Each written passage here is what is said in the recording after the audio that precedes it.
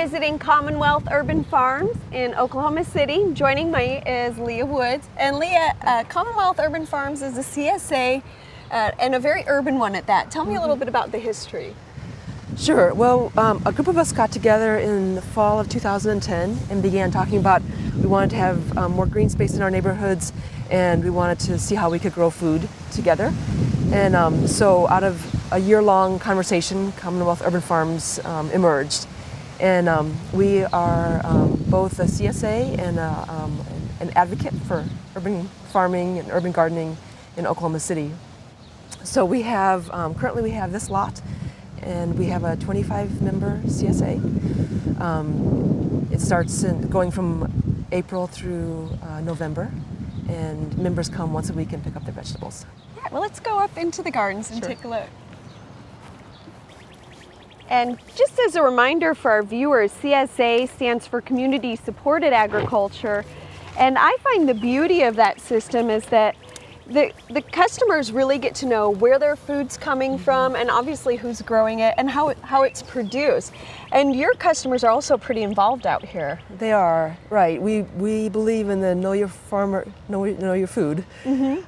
So when members come and pick up their vegetables, they can come and see what's happening in the garden every week, see what's changed each week and see where their vegetables are actually being grown. And a lot of members will come and volunteer either on Saturday mornings or on Fridays and come help out with one aspect of it or another. So they get to really be part of how their food is grown. And you had mentioned to me earlier that that's an important part of your farm is education. And so here they get kind of a hands-on learning while they're working in the gardens with you. Yeah, for sure. And what other types of educational opportunities do they have? Well, hands-on is the best, yeah, so we always absolutely. encourage that.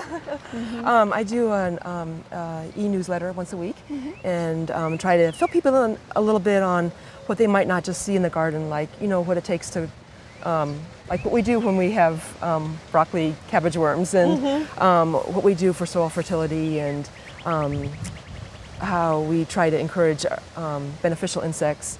Well, Lia, we visited a more suburban type CSA. What do you think the advantage of being very urban is? I think it's fabulous to be right in the middle of the city. We're so close to so many different people. So some of our members walk or bike to get here, and we are encouraging more and more members from our neighborhood to join. And even people who drive, are still pretty close by. So that's great, and people can come and be involved. People who aren't even in the CSA can just come, and some of our neighbors just come over and visit from time to time just to see what's happening and to learn about it. So it's great to be just really involved, really connected to the garden. Now, the challenge of being in an urban setting is this once had a house, and that house had been treated for termites, which means there's chloridane in the soil, possibly lead.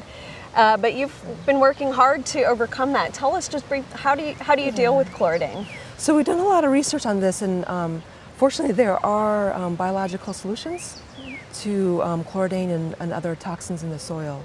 So the first step, of course, is just to do a soil test and find out what you have. Absolutely. For us in the South, it's likely that there'll be chloridane contamination. Chloridane is a termiticide that was banned in 1988, but it stays in the soil.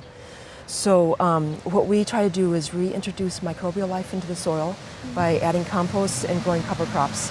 And then the microbes will break down the chloridane over time, given the right conditions. And so I would encourage all of our viewers, if they're thinking about an urban garden, to do the soil tests. Right, and absolutely. take a season or two to treat that soil.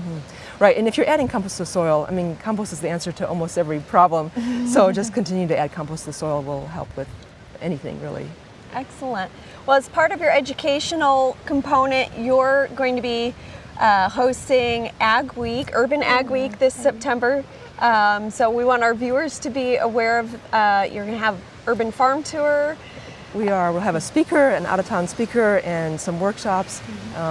It will be the culmination of a film series that we're doing this summer, and then we'll do an urban farm tour the first Saturday in September.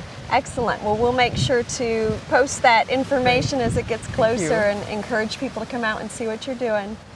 Thank you, Kim. Thanks so much.